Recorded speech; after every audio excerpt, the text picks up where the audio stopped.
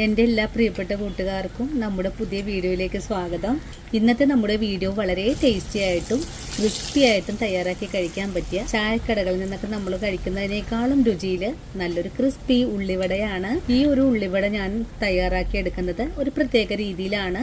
വളരെ സ്വാദാണ്, എല്ലാവർക്കും ഇഷ്ടപ്പെടുന്ന നല്ല ടേസ്റ്റാണ്. ഒരിക്കലും ഉണ്ടാക്കി നോക്കിക്കഴിഞ്ഞാൽ പിന്നെ വീണ്ടും വീണ്ടും ഇതുപോലെ തന്നെയാണ് കേട്ടോ തയ്യാറാക്കി കഴിക്കാറ്. പിന്നെ ഉള്ളിവട നമുക്ക് ഓരോ ഷേപ്പിലും ഓരോ അളവിലും കിട്ടുന്നതിനായിട്ട് ഞാനൊരു തവി ഉപയോഗിച്ചാണ് ഇതിനെ ഫ്രൈ ചെയ്തെടുക്കുന്നത്. അപ്പോൾ എങ്ങനെയാണ് വളരെ ടേസ്റ്റി ആയിട്ടും ക്രിസ്പി ആയിട്ടും നല്ല മുരിഞ്ഞ ഉള്ളിവട തയ്യാറാക്കി എടുക്കുന്നതെന്ന് നമുക്ക് വീഡിയോയിൽ കാണാം.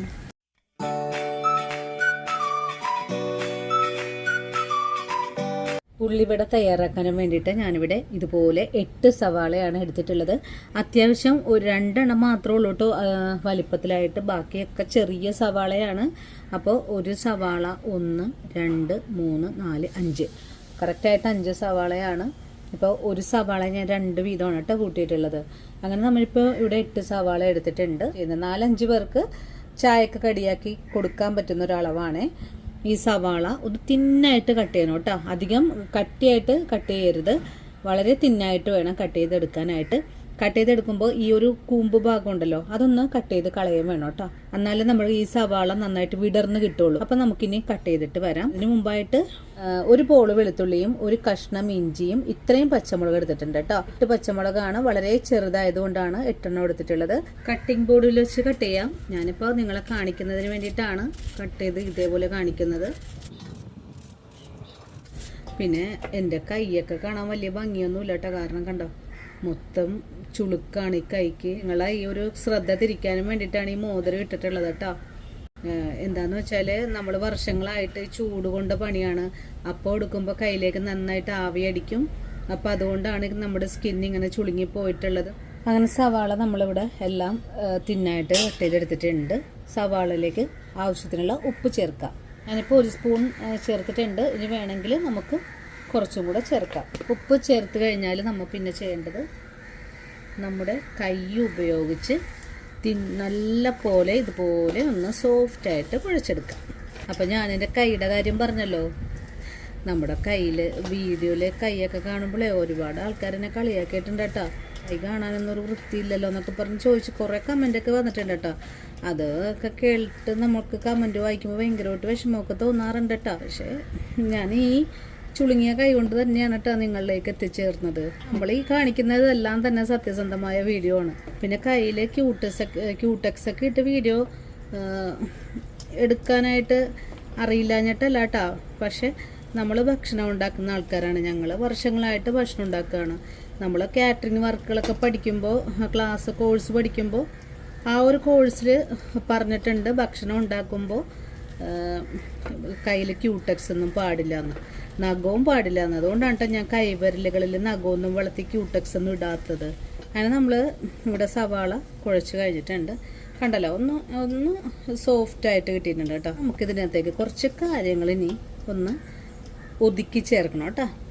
ഇനി നമ്മൾ നേരത്തെ കാണിച്ച ഈ ഇഞ്ചി പച്ചമുളക് വെളുത്തുള്ളി എല്ലാം നമുക്കൊരു മിക്സിയുടെ ജാറിലേക്ക് മാറ്റാം. ഇനി നമുക്കിതിലേക്ക് കുറച്ച് കാര്യങ്ങൾ കൂടെ ചേർക്കണം. ഇനി ഇതിലേക്ക് ഒരു 5 വറ്റൽമുളക്, 1/4 ടീസ്പൂൺ അളവിൽ കുരുമുളക്, 1/4 ടീസ്പൂൺ നല്ല ജീരകം, 1 ടീസ്പൂൺ തന്നെ പെരുംജീരകം. ഇത്രയും കാര്യങ്ങൾ നമുക്കൊന്ന് ചതച്ചെടുത്തിട്ട് വരാം കേട്ടോ. ഇനി നമുക്കിതിലേക്ക് 2 തണ്ട് കറിവേപ്പില കൂടെ ചേർക്കാം. ഇനി പൾസ് മോഡിൽ നമുക്കിതൊന്ന് ക്രഷ് ചെയ്തെടുത്തിട്ട് വരാം കേട്ടോ. ഇതുപോലെയാണ് കേട്ടോ നമ്മൾ ചതച്ചെടുത്തിട്ടുള്ളത്. ഇനി നമുക്ക് ഈ ചതച്ചെടുത്ത കൂട്ടങ്ങളൊക്കെ ഇതിലേക്ക് ചേർക്കാം. വീണ്ടും നമുക്കിതെല്ലാം കൂടെ കുഴച്ച് വെച്ച സവാളയിലേക്ക് ചേർത്തൊന്ന് കുഴച്ചെടുക്കാം. ഇങ്ങനെ ഒന്ന് കൂട്ടി യോജിപ്പിച്ച് കൊടുത്തിട്ടുണ്ട്. ബാക്കിയുള്ള ചേരുവകൾ കൂടെ ചേർക്കാം.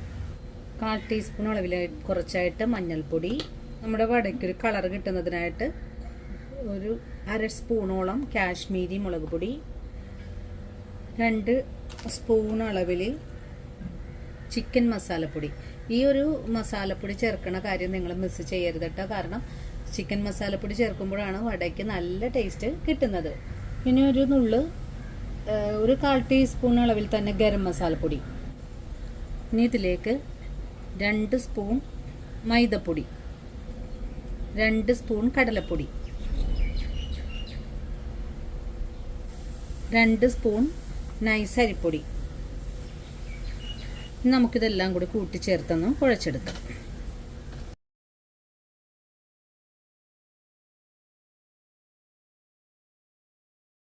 ഒറ്റടിക്ക് തന്നെ പൊടി ചേർത്ത് കൊടുക്കാതെ കുറേശ്ശെയായിട്ട് ഇട്ട് കൊടുക്കണം. അല്ലെങ്കിൽ പൊടിയുടെ അളവ് കൂടിക്കഴിഞ്ഞാൽ നമ്മുടെ വടക്ക് ടേസ്റ്റ് ഉണ്ടാവില്ല. ആ ഒരു കാര്യം പ്രത്യേകം നിങ്ങൾ ശ്രദ്ധിക്കണേ.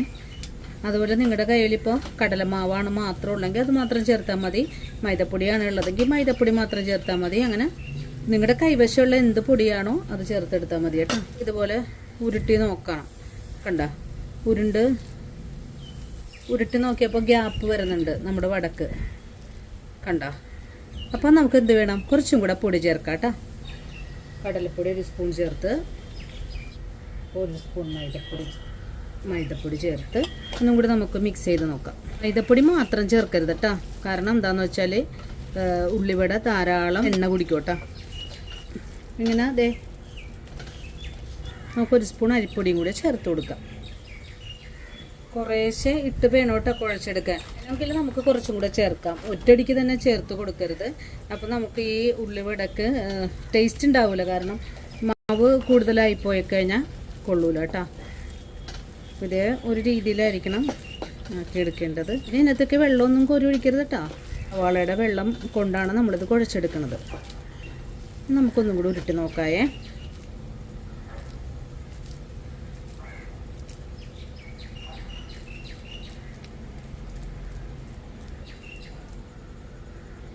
ഒന്ന് ഉരുട്ടിയെടുക്കാൻ കഴിഞ്ഞിട്ടുണ്ട്. കണ്ടോ, അധികം സവാള പുറമെ കാണുന്ന രീതിയിലായിരിക്കണം. ഇതാണ് പ്രത്യേകം ശ്രദ്ധിക്കേണ്ടത്. നമുക്ക് ഈ കൂട്ട് മാറ്റി വെക്കാം. ഇത് റെസ്റ്റ് ചെയ്യാനൊന്നും വെക്കണ്ട കേട്ടോ. ചെയ്യാൻ വെച്ചാൽ വെള്ളം കൂടുതലായി ചിലപ്പോൾ വരാൻ സാധ്യതയുണ്ട്. കൈ കഴുകിയിട്ട് പൊരിച്ചു തുടങ്ങാം കേട്ടോ. ഇനി നമുക്ക് പൊരിച്ചെടുക്കാനായിട്ട് ഇതുപോലെ അയൺ പാൻ വെച്ച് കൊടുക്കാം. ഫ്ലെയിം ഓൺ ചെയ്ത് കൊടുക്കാം.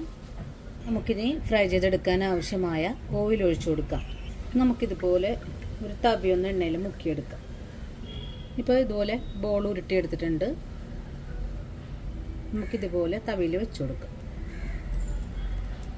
ഇത് ഓരോ ഷേപ്പിനും കിട്ടാൻ വേണ്ടിയിട്ടാണ് കേട്ടോ. കണ്ടോ, അടുത്തത് നമുക്കിതുപോലെ തന്നെ ഇട്ട് കൊടുക്കാം. തവി എടുക്കുക. അരികൊക്കെ നല്ല രീതിയിൽ തന്നെ നമുക്ക് കിട്ടും.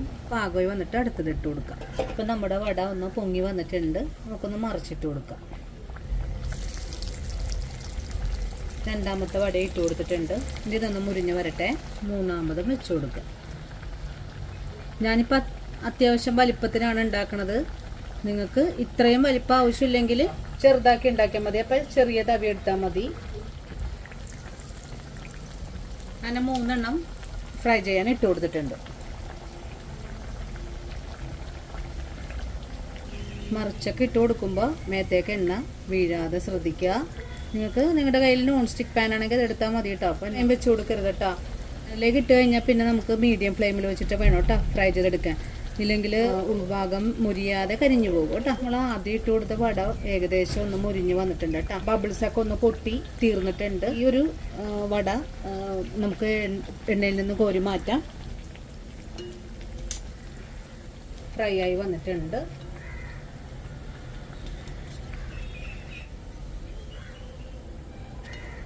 നമ്മുടെ രണ്ടാമത്തെ വടയും ഇവിടെ റെഡിയായി വന്നിട്ടുണ്ട്. ഉള്ളിവട ഒരു പാത്രത്തിലേക്ക് മാറ്റാം.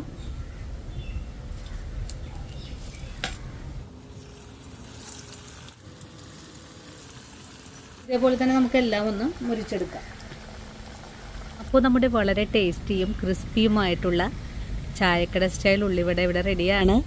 ഈ ഒരു വീഡിയോ കണ്ടതിന് ശേഷം എല്ലാവരും ഒന്ന് തയ്യാറാക്കി നോക്കണം. തയ്യാറാക്കി നോക്കിയിട്ട് നിങ്ങൾക്ക് ഇഷ്ടപ്പെടുവാണെങ്കിൽ നമ്മുടെ ചാനലൊന്ന് ഫോളോ ചെയ്യാൻ മറക്കല്ലേ. അതുപോലെ വീഡിയോയെക്കുറിച്ചുള്ള അഭിപ്രായങ്ങളെല്ലാം കമൻസ് ആയിട്ട് അറിയിക്കാനും മറക്കരുത്. ഇനിയിപ്പോൾ ആദ്യമായിട്ടാണ് നിങ്ങൾ എൻ്റെ വീഡിയോ കാണുന്നതെങ്കിൽ നമ്മുടെ ചാനലൊന്ന് ഫോളോ ചെയ്യണേ.